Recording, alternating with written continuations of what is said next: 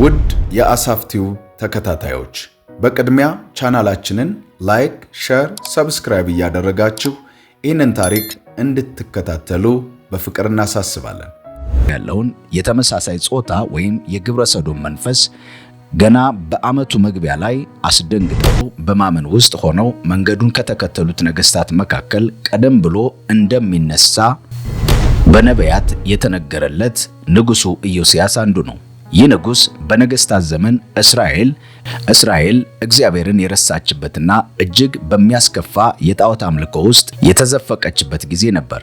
ንጉሡም ይህንን በእጅጉ በእስራኤል በዝቶ የነበረውን እግዚአብሔርን የመገዳደር መንፈስ ተገንዝቦ ራሱን በእግዚአብሔር ፊት አዋርዶና የንግሥና ልብሱን ቀዶ ለእግዚአብሔር በመቅናት በወሰደው ታላቅ እርምጃ እስራኤል ከወደቀችበትና ከተዘፈቀችበት የጣዖት አምልኮ እስራት ሊታደጋትና ሊያነሳት ችሏል።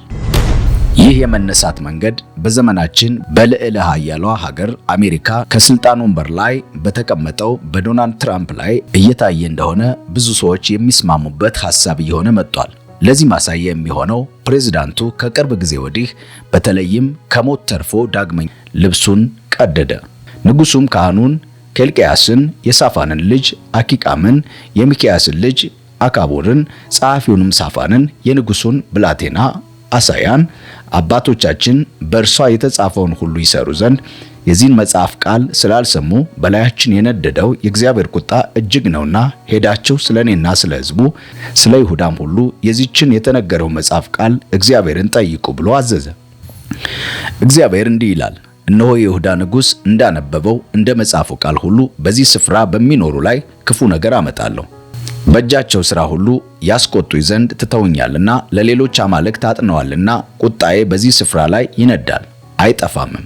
እግዚአብሔርን ለመጠየቅ ለላካቸው ለይሁዳ ንጉሥ ግን እንዲህ በሉት፣ የእስራኤል አምላክ እግዚአብሔር እንዲህ ይላል፣ ስለሰማኸው ቃል ልብህ ገር ሆኗልና እነርሱን ለድንቅና ለመገረም እንዲሆኑ በዚህ ስፍራና በሚኖሩት ላይ የተናገርሁትን ሰምተህ በእግዚአብሔር ፊት ተዋርደሃልና ልብስን ቀድሃልና በፊቴም አልቅሰሃልና እኔ ደግሞ ሰምቻለሁ ይላል እግዚአብሔር። ንጉሡም ላከ፣ የይሁዳንና የኢየሩሳሌምን ሽማግሌዎች ሰበሰበ። ንጉሡም ወደ እግዚአብሔር ቤት መጣ። ከሱም ጋር የነበሩትን የይሁዳ ሰዎች ሁሉ በኢየሩሳሌምም የሚኖሩትን ሁሉ ካህናትንና ነቢያቱን ሕዝቡን ሁሉ ከታናሾች ጀምሮ እስከ ታላቁ ድረስ መጡ። በእግዚአብሔርም ቤት የተገኘውን የቃል ኪዳኑን መጽሐፍ ቃል ሁሉ በጆሮአቸው አነበበ። ንጉሡም በአምደ ወርቁ አጠገብ ቆሞ እግዚአብሔርን ተከትሎ ይሄድ ዘንድ ትእዛዙና ምስክሩን ሥርዓቱንም በፍጹም ልቡና በፍጹም ነፍሱ ይጠብቅ ዘንድ በዚህ መጽሐፍ የተጻፈውን የቃል ኪዳን ያጸና ዘንድ በእግዚአብሔር ፊት ቃል ኪዳን አደረገ። ሕዝቡም ሁሉ ቃል ኪዳኑን ገቡ። ንጉሡም የካህናቱን አለቃ ኬልቅያስን በሁለተኛው ማዕረግ ያሉትን ካህናት በረኞችንም ለበዓልና ለማምለኪያ ዐፀድ ለሰማይ ሰራዊት ሁሉ የሰሩትን ዕቃዎች ሁሉ ከእግዚአብሔር መቅደስ ያወጡ ዘንድ አዘዛቸው። ከኢየሩሳሌምም ውጭ በቄድሮስ ሜዳ አቃጠላቸው፣ አመዱንም ወደ ቤቴል ወሰደው።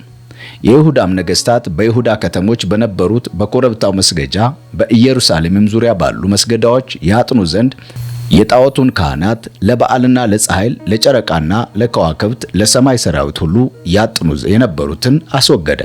የማምለኪያ ዐፀዶችን ጣዖቶችን ከእግዚአብሔር ቤት ወደ ኢየሩሳሌም ውጭ ወደ ቄድሮስ ፋፋ አወጣቸው። በቄድሮስም ፋፋ አጠገብ አቃጠላቸው።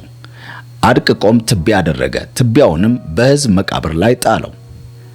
ሴቶቹም ለማምለኪያ ዐፀድ መጋረጃ ይፈትሉባቸው የነበሩትን በእግዚአብሔር ቤት ውስጥ ያሉትን የሶዶማውያንን ቤቶች አፈረሰ። ካህናቱንም ሁሉ ከይሁዳ ከተሞች አወጣ። ከጌባም ጀምሮ እስከ ቤርሳቤ ድረስ ካህናት ያጥኑበት የነበረውን የኮረብታ መስገጃ ሁሉ እርኩስ አደረገ።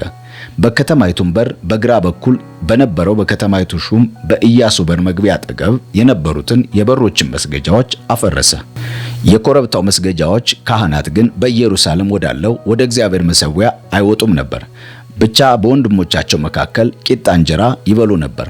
ማንም ሰው ወንድ ልጁ ወይም ሴት ልጁን ለሞሎክ በእሳት እንዲያሳልፍ በሄኖም ልጆች ሸለቆ የነበረውን ቶፌትን እርኩስ አደረገ። የይሁዳም ነገሥታት በእግዚአብሔር መግቢያ አጠገብ በከተማው አቅራቢያ በነበረው በጃንደረባው በታሜናን መኖሪያ አጠገብ ለፀሐይ የሰሩትን ፈረሶች አስወገደ። የፀሐይንም ሰረገሎች በእሳት አቃጠለ። የይሁዳም ነገሥታት የሰሩትን በአካዝ ቤት ሰገነት ላይ የነበሩትን መሠዊያ፣ ምናሴም ያሰራውን በእግዚአብሔር ቤት በሁለት ወለሎች ላይ የነበረውን መሠዊያ ንጉሡ አፈረሳቸው፣ አደቀቃቸውም፣ ትቢያም አደረጋቸው፣ በቄድሮን ፋፋ ጣለ። በኢየሩሳሌምም ፊት ለፊት በርኩሰት ተራራ ቀኝ የነበሩትን የእስራኤል ንጉሥ የሰሎሞን ለሲዶናውያን ርኩሰት፣ ለአስታሮት፣ ለሞዓብም ርኩሰት፣ ለካሞሽ፣ ለአሞንም ልጆች ርኩሰት፣ ለሚልኮም ያሰራውን መስገጃ ሁሉ ርኩስ አደረገ። ሐውልቶችንም ሁሉ አደቀቀ፣ የማምለኪያ ጸዶችንም ቆራረጠ፣ በስፍራውም የሙታንን አጥንት ሞላበት። ደግሞም በቤቴል የነበረውን መሠዊያ እስራኤልን ያሳተ የናባጥ ልጅ ኢዮርብዓምን ያሰራውን የኮረብታውን መስገጃ፣ ይህን መሠዊያና መስገጃ ፈረሰ፣ ድንጋዮችንም ሰባበረ፣ አድቅቆም ትቢያ አደረገ፣ የማምለኪያ ማጸዱን አቃጠለው። ኢዮስያስም ዘወር ብሎ በተራራው የነበሩትን መቃብሮች አየ። ኢዮርብዓምም በበዓል ጊዜ በመሠዊያ አጠገብ ሲቆም እነዚህ ነገሮች የተነበየ የእግዚአብሔር ሰው እንደሆነ ተናገረው። እንደ እግዚአብሔር ቃል ልኮ ከመቃብሮቹ አጥንቶችን አስወጣ፣ በመሠዊያም ላይ አቃጠላቸው፣ አረከሰውም። ዘወርም ብሎ ወደ ተናገረው ወደ እግዚአብሔር ሰው መቃብር ዓይኖቹን አቅንቶ ያ የማየው የመታሰቢያ ምልክት ምንድነው? አለ። የዚያችም ከተማ ሰዎች ከይሁዳ ወጥቶ በቤቴል መሠዊያ ላይ ይህን ያደረግኸውን ነገር የተናገረው የእግዚአብሔር ሰው መቃብር ነው ብለው ነገሩት። እርሱም ተዉት፣ ማንም አጥንቱን እንዳያንቀሳቅሰው አለ። እርሱም ከሰማርያ ከወጣው ከነቢዩ አጥንት ጋር አጥንቱን ተው። በሰማርያም ከተሞች የነበሩትን እግዚአብሔርን ያስቆጡት ዘንድ የእስራኤልን ነገሥታት የሰሩትን የኮረብታውን መስገጃዎች ኢዮስያስ አስወገዳቸው። በቤቴልም እንዳደረገው ነገር ሁሉ እንዲሁ አደረገ። በዚያም የነበሩትን የኮረብታውን መስገጃ ካህናት ሁሉ በመሠዊያዎቹ ላይ ገደላቸው። የሰዎችንም አጥንት በመሠዊያው ላይ አቃጠለ። ወደ ኢየሩሳሌምም ተመለሰ።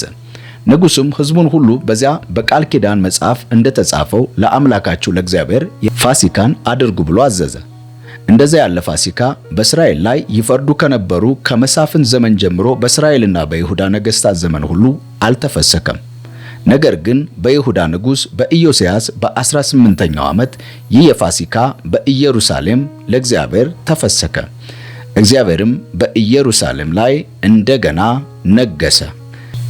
ተወዳጆች፣ እነሆ የዛሬ መልእክታችን እግዚአብሔር አምላክ የሪቫይቫል ወይም የመመለስ ምክንያት የሆኑ ሰዎችን ለምድራችን ለዓለማችን ያስነሳልን እያልነ ሁላችንም ከዚህ ታሪክ ብዙ እንማራለን ብለን ስላመን ወደ እናንተ አቅርበነዋል። ጸጋ ይብዛላችሁ።